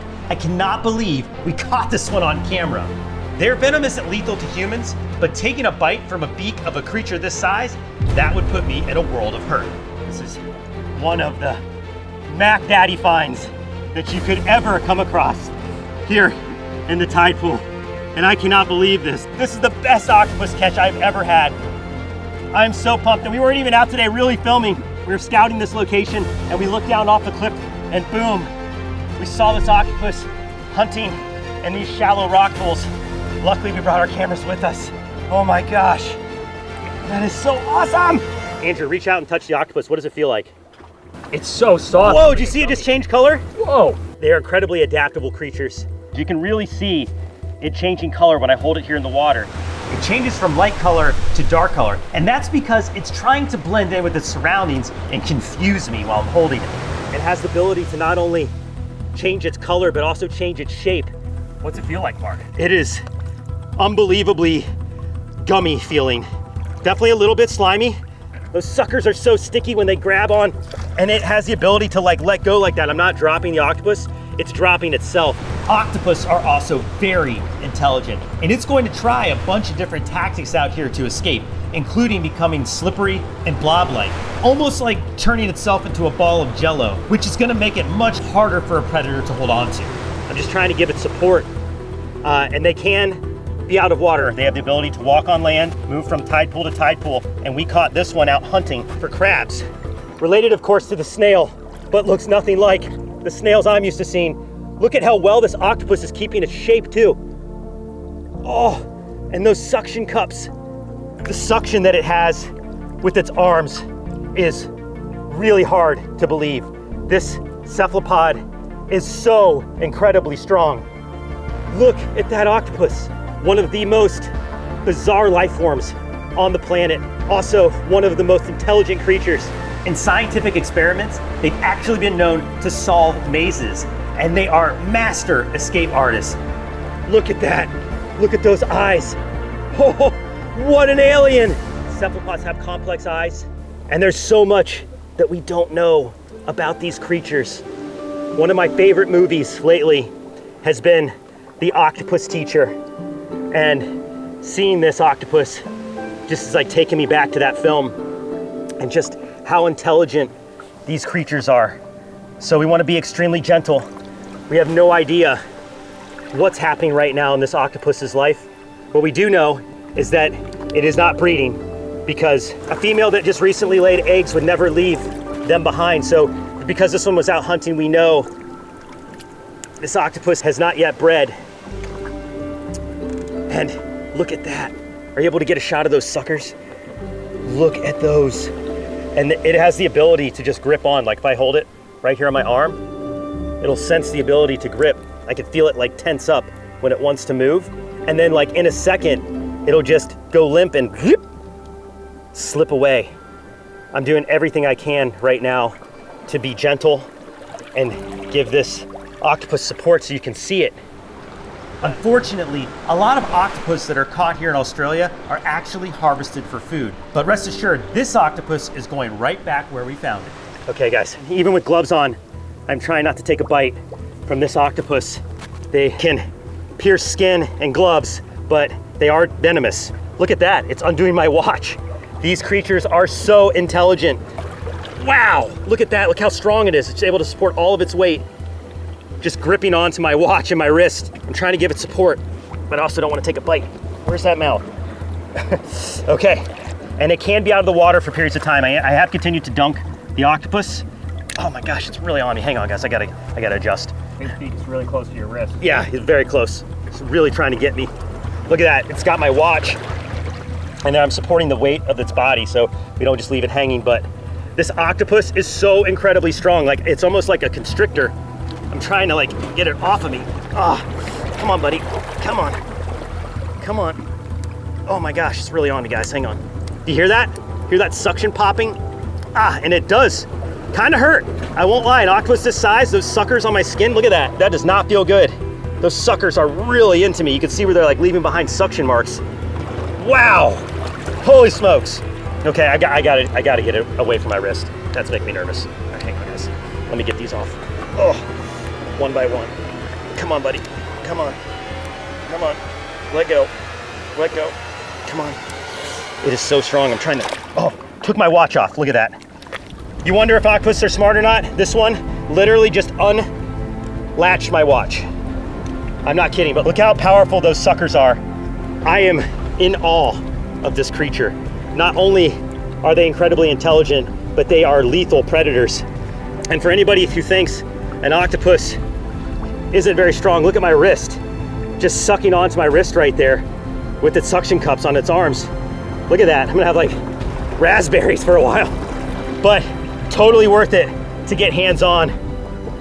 But you wanna talk about the grand prize of any tide pool expedition? How about finding a giant octopus? Wow! I'm Mark Vins, and I'm about to take a sting from the most aggressive ant on the planet. This nest here in front of me is home to the Australian Bulldog Ant that can both bite and sting, and I'm about to find out just how much damage it can do. I'm going to attempt to use this little stick to try to get a Bulldog Ant for our sting test. All right, got our forceps, small container. Now we just need the Bulldog Ant itself. I'm going to lightly disturb the entryway. Oh, here we go, got him already. That makes me nervous. The ants are starting to swarm. You see how big they are? This is like a volcano of ants. Oh gosh, almost got me. They're getting on me. All right, I'm gonna have to get our ant fast. Here we go. I got it. Yes. Oh man. Oh. There we go. We've got one. That is a really good sized Bulldog Ant. Starting to swarm a little too much to hang out here. Let's go reposition away from the nest so we can get a closer look at one of the scariest ants in the world. Australians fear these massive ants because they attack in swarms and without warning. If you accidentally disturb them, you can be covered in just a matter of seconds. Bulldog ants can be found all over Australia and often build nests in people's yards and local parks, which is exactly where we discovered these ants. This particular species is one of the largest, growing to over 1 inch in length. And of course, for this sting test, we wanted the big dogs, so we can compare how they rank against the legendary bullet ants of South and Central America. Now it's time to find out which is worse. All right, guys, it is officially go time with the Bulldog Ant. Look at the size of this insect. Size-wise, I would definitely say it gives the bullet ant a run for its money But appearance, this ant is second to none when it comes to intimidation factor. But before I test the might of this insect, let's get it out of the container and take an even closer look at those jaws and its stinger. All right, here we go. Well, it's already jumping out. I want to be very careful right now. And they are so aggressive. Look at that, it's already biting on the forceps. I'm just gonna try my best to get a good grip. And I'm getting nervous, gosh, hang on. All right, I gotta get it on the ground. Here we go. Unlike other ants, they don't really react to scents and pheromones, they react to sight. So anytime I try to grab it with the forceps, it sees that I'm coming. There we go. Okay, perfect hold. There it is. No animal has been requested for a sting test more than the bulldog ant in the history of Brave Wilderness. And now I can see why. Wow, I have never seen a more terrifying looking ant in my entire life. Let's start at the top. Look at the size of those mandibles. They are like serrated shears attached to these bulbous eyes, almost like a vice grip, just ready to snap and pinch on to anything it can touch. Look at the eyes of the ant. You can really see how much it reacts by using its sight. Look how it turns its head to the different ways that I position my finger around it. And then, of course, before we get to the stinger, I just have to say, look at the size of those legs. Because they are visually stimulated, they use their extremely long legs to extend quickly and flick themselves onto any would-be predator, earning them the name jumping jacks. And then, of course, we can see the stinger flying already from the abdomen.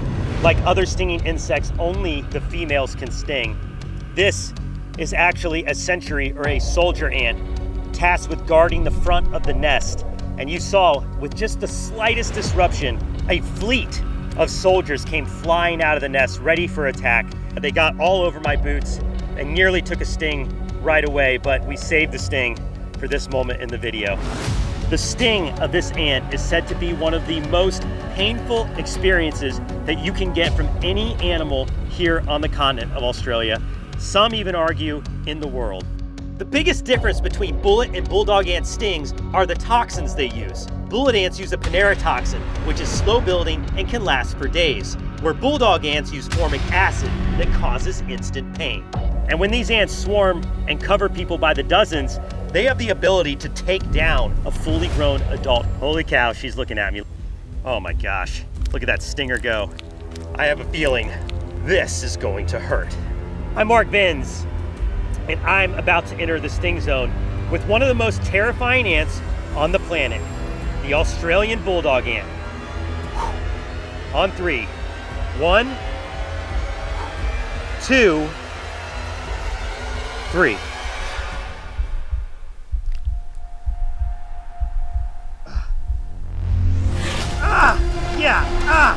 Oh God, you see the stinger going in? Ah! Yeah! That's a good sting. Ah! Yeah. Oh! Ah, it's really got its stinger in me. Ah, look at it, stinger's in. Ah! Ah!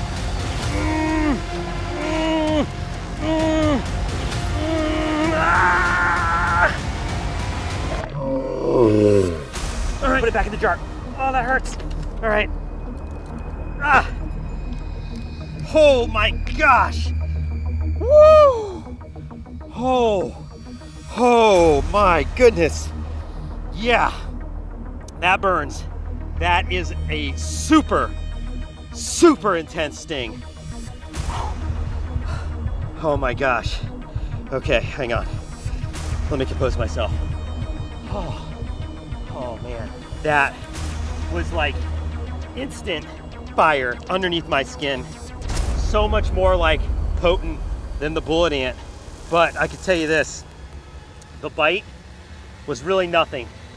Didn't really get a good grip on with those jaws, but it certainly got its stinger stuck in my arm, and it getting a little dry mouth. Hang on, my adrenaline's kicking in. You okay, Mark? Yeah, I'm all right, I think. All right. Geez, it's also hot out all of a sudden.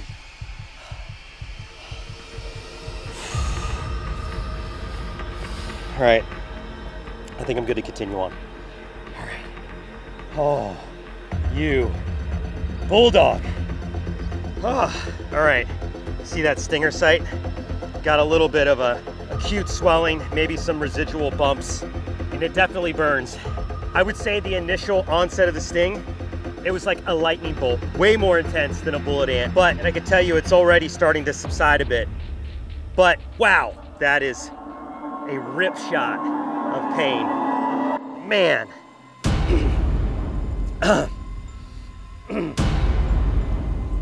Really getting dry mouth, guys. The Is your EpiPen in your backpack? it is. I've got my EpiPen, don't worry. Okay. Yeah, I don't need it yet, but got to monitor and make sure my tongue's not swelling up or anything. But holy cow, that sting is like a hammer. It's like somebody literally just took a hammer and went wham! Instantaneous pain, not even a small delay. As soon as the stinger touched my skin, boom, it was on.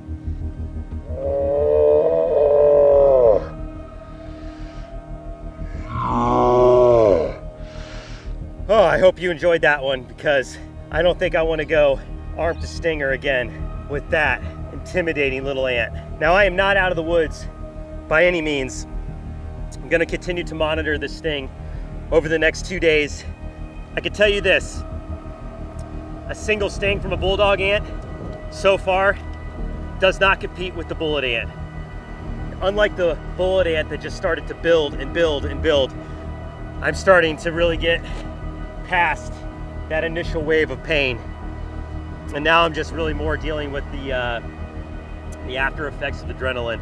Starting to get that like queasy stomach, cold sweat, and just simple nausea that I usually get after taking a sting. But a swarm of bulldog ants, I would estimate, could take even the most pain-tolerant person to their knees. All right, I think I'm gonna need some ice. Ugh. Sure enough, things got a lot worse. Just hours later, the redness and inflammation flared up and were joined by an intense itching that lasted for several days. Compared to other stings I've taken, this one was a sleeper that turned into a monster. Bulldog ant stings are known for their instant pain, so I was shocked when I was hit with these delayed reactions. While I did not experience the 24 hours of deep bone break pain that the bullet ant gave me, oh, that hurts.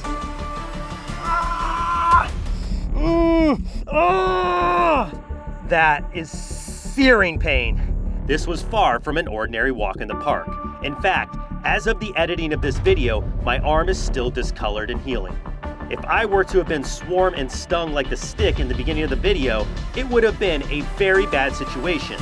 But now I know exactly why Australians go so far out of their way to avoid the jumping terror that is the bulldog ant. Iceland, a country sprawling with dramatic landscapes and explosive volcanic terrain. A place that truly embodies the meaning of the word adventure, with every vista and every step forth on its craggy soil. That's a volcano. Just erupted 8 years ago. For me, this would be my first visit to the Nordic island nation that is far more green than its northern neighbor of Greenland. However, this would be no traditional adventure. It was a solo mission. My goal? To scout future expeditions and adventures for Coyote and the crew, a mission I have led myself many times in the past. Remember those dinosaur footprints? Yep, I found those months earlier on a scouting expedition in southern Utah.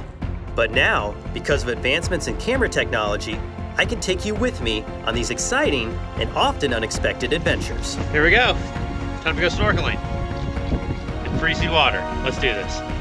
While on my Icelandic journey, I explored places like the Valley of Thor, rode Icelandic horses, and even got to visit a world-famous spa, the Blue Lagoon. I still don't know what that is on my face, but hey, everyone was doing it, so why not? Anyways, there's one particular adventure on this expedition that I simply couldn't wait to show you.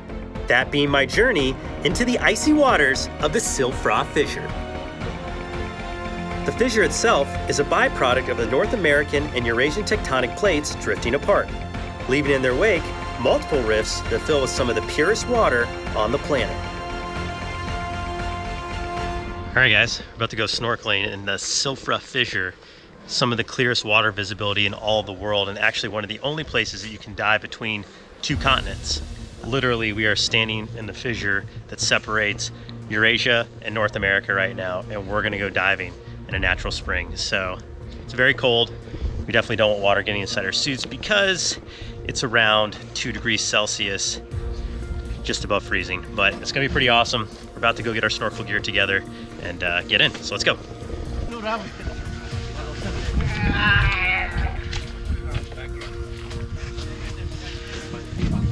Is that graceful? Look good? No? Okay.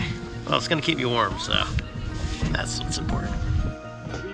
As I walked down the steps of the platform, a nervous anticipation started to set in.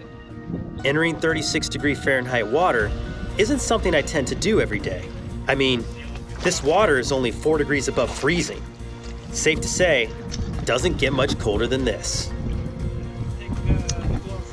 So guys, my sister's helping us out today. Say hi to everybody, Beck. She came to Iceland with me, so she's the cameraman today.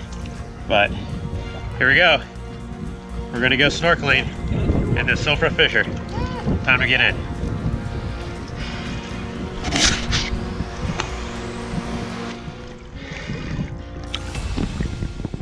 As I plunged into the water, my face was instantly met with a stinging sensation. The shock distracted me, but then suddenly, an explosion of color. This landscape was absolutely surreal. Something straight out of the pages of a science fiction novel. And to top it all off, the water was 100% crystal clear. It was nearly unbelievable. The visibility in the fissure on a good day is said to extend well beyond 300 feet. And I think we can all look at this footage and confirm that that is definitely true. I can see now why so many people with the fear of heights have issues with this experience. It literally felt as if nothing was between me and the bottom of the fissure. In fact, the sensation was actually closer to that of flying than it was to swimming. That is, until I tried to actually kick with my fins. The dry suit, while providing life-saving warmth and insulation, made it nearly impossible to move. The buoyancy it created restricted my movement so much that to a large degree, I was only able to move forward by the assistance of the current. However, I will say this lack of mobility actually allowed me to relax and enjoy the experience as a whole and really take in all the color and spectacular scenery. Sometimes, it's nice to just be along for the ride. So how does a place like the Sulfra fissure come to exist?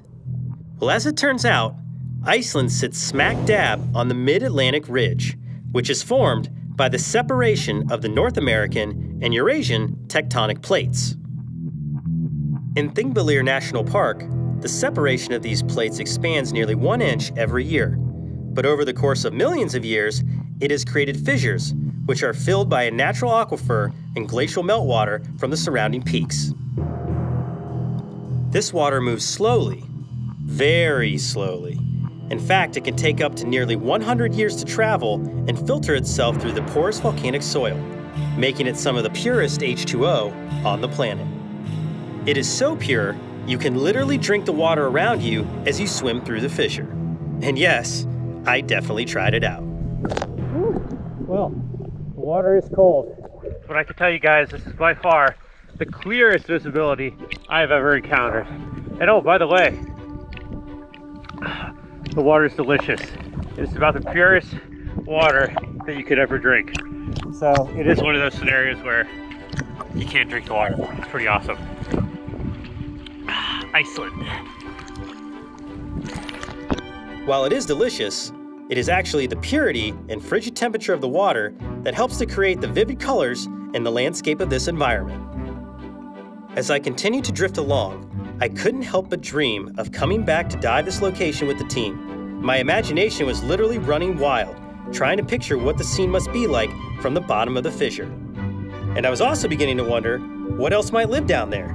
Is there something down there besides algae and troll grass? But just as I started to consider the idea of taking a free dive to find out, I noticed the battery on my GoPro, which was full 20 minutes prior, was now at only 1%. Woo! Wow guys, the water is so cold that it's literally draining the life out of this GoPro. But before it dies, I just want to say, But getting to snorkel with Selfie fisher here in Iceland has to be one of the coolest experiences I've ever done. What's going on, guys? We have landed on Rottnest Island off the coast of Western Australia, home to one of the happiest creatures on the planet. The quokka has become a viral sensation for its smiley demeanor, so we brought our cameras with us in hopes of snapping a selfie with Australia's friendliest marsupial. Let's go find a quokka. The only way to get to Rottnest Island is by boat, where it's easy to see that spotting a quokka is one of the main reasons that people make this voyage. Now, these boats follow a very strict schedule for leaving the island, so let's not waste any time and get right to searching. Here we go. I've got 3 hours to explore Rottnest Island to get that selfie with the quokka. Now, of course, they're friendly, but there are some rules about encountering the quokka. It's important to know that we can't actually touch a quokka. We have to respect them and not give chase if they want to walk away. Now, they are curious, so hopefully they'll approach us if they're feeling friendly, but at the end of the day, they are wild animals and we don't want to stress them out. But hopefully I'll be able to get up close enough with this camera to snap a selfie. What I have here is a 360 camera, and it's capable of capturing images from any direction, so this will come in handy when trying to get our quokka selfie.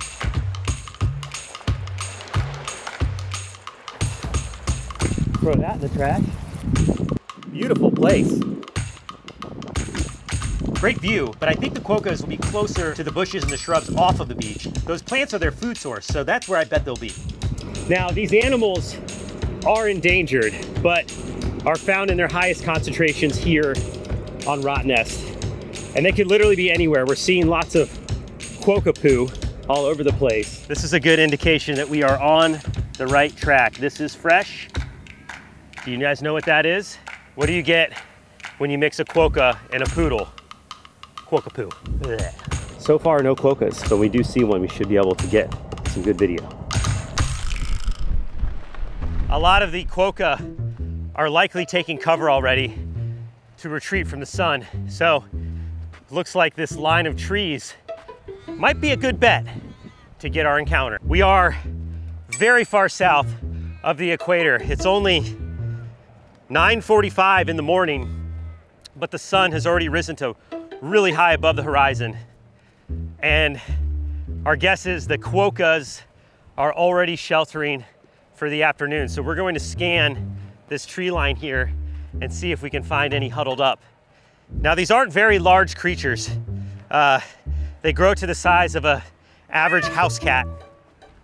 But when early settlers first landed on Rottnest Island, they confused the quokka with giant rats. So that's actually how this island got its name. Rottnest or rat nest is a long-standing term that's held the test of time, but of course is highly inaccurate. The quokka is not a rodent, it's not a rat, it's actually a marsupial, and arguably one of the friendliest little furry creatures living on our planet today. So I told myself if I was ever gonna get the chance to explore Rottnest Island, I was gonna do it because I wanna get my opportunity to get up close with the happiest creature, the quokka, and get my selfie. All right, here we go. We're gonna have a scan. Oh, got one. Guys, we got our first quokka. Hey, buddy. Hello.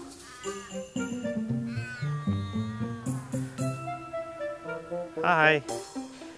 I've heard you are the friendliest animal in all of the world. Doesn't really care to say hello right now, though. Let's see here. Let's try going around this way.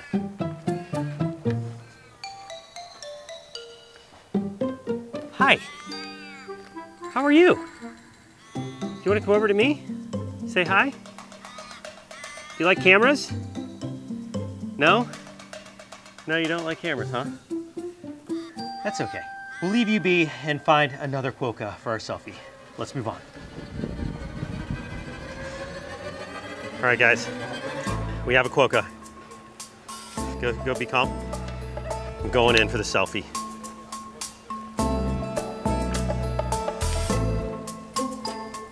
There it is. Hi, buddy. That, ladies and gentlemen, is a quokka, and it's hopping away.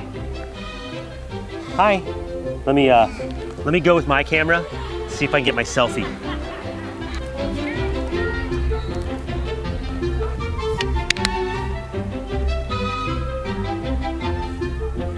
That's a quokka. Let's see if I can get my selfie. Ready? Hi. Hi. Nope, didn't get it. This little guy doesn't want us getting super close, so we're just gonna have to film with our zoom lens and find a happier quokka for our selfie. Oh, there's one on the other side of this wall.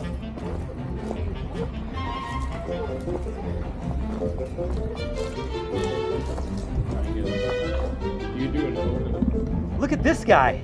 He looks like he's smiling. Look at that. He's just hanging out on the other side of this fence though, so we'll leave him be. Hello. We're here for a quokka selfie. Can we hang for a bit? Now these quokkas in the fall will give birth to joeys that will be carried around in their pouch while they're being reared, just like a kangaroo, but it is nap time. Check that out. See, this quokka's about ready to go down for its afternoon nap. I think that means no selfie from this little guy. Gotta be under these trees. All right, guys, we have our quokka. I'm gonna come in, try to get my selfie with the quokka. Look at how tiny they are. Look at their hind feet. Definitely classic marsupial rear leg, and they can't hop. No, no, no, no. All right. This is becoming tough. We are in the last hour of our search. Unfortunately, this midday sun is not working to our advantage. This is proving to be a little more challenging than I think any of us expected. Gotta find the friendliest quokka we can, and we gotta find it fast. This makes sense. Got a lot of shade, and we've got a quokka right there. Guys, this is our quokka. Here we go. Hi, buddy. Hi. I'm gonna approach slowly. Go around this way. Look at him. There he is. I'm gonna take off my pack carefully. I'm gonna grab this GoPro in case we wanna film with it. Hi, buddy. You guys come around to the other side.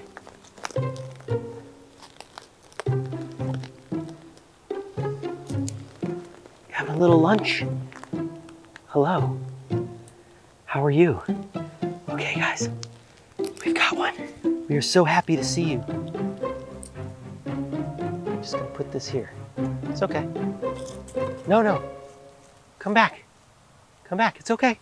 Come on back. Here. Here. It's okay.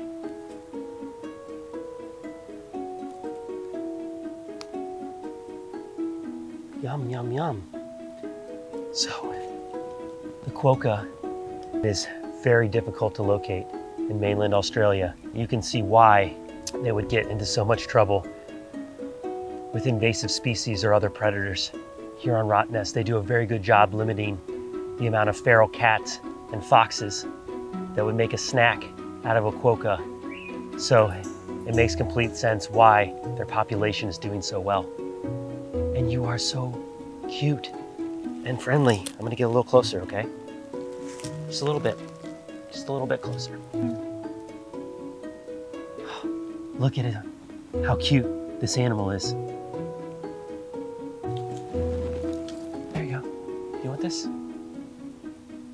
You want this? I thought you were having lunch. Okay, we're gonna get ahead just a little bit. You can see this quokka is about to go down for its afternoon nap, but we came all this way. Gotta get that selfie. I don't think I've ever held so many cameras at once. We're gonna get that selfie. All right, let's go, guys.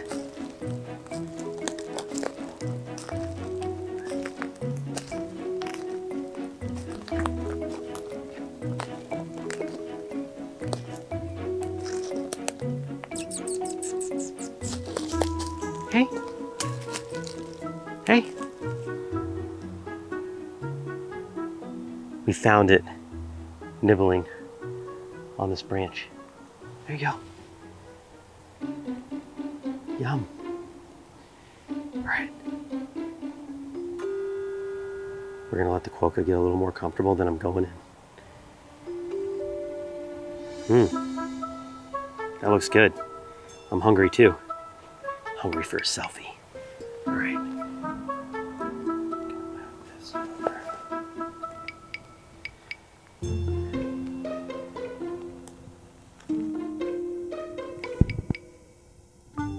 Look at you. It's you. It's you.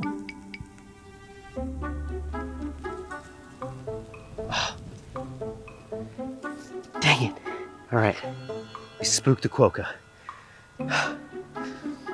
That's not what we needed.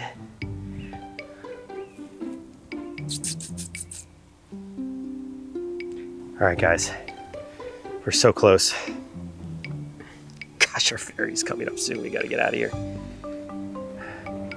Just when it started to look like the quokkas of Rotten Nest Island might be too shy for this selfie mission, something unbelievable happened. Oh, we have more quokkas. I'm gonna have to leave these cameras behind, go in with the phone. I'm only gonna get one more shot.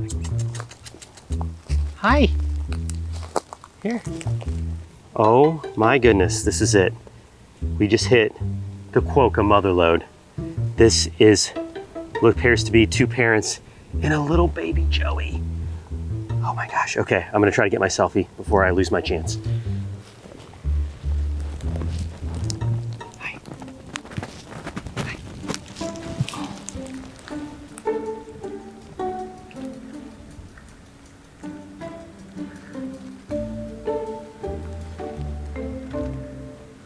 There it is. Hey buddy, smile for the camera. Hey. Got it. All right, that was it. We got our selfie with the quokka. Let me check it. Let me check it. Hang on. Are you kidding me? Guys, we nailed it. Maybe my best selfie of all time. That was awesome. Oh, what a day here exploring Rotten Nest Island and getting up close with one of the friendliest creatures and possibly the happiest animal on the planet, the one and only quokka. If you enjoyed that episode, make sure to search for the Brave Wilderness channel on YouTube so you can join me and the crew on our upcoming adventures.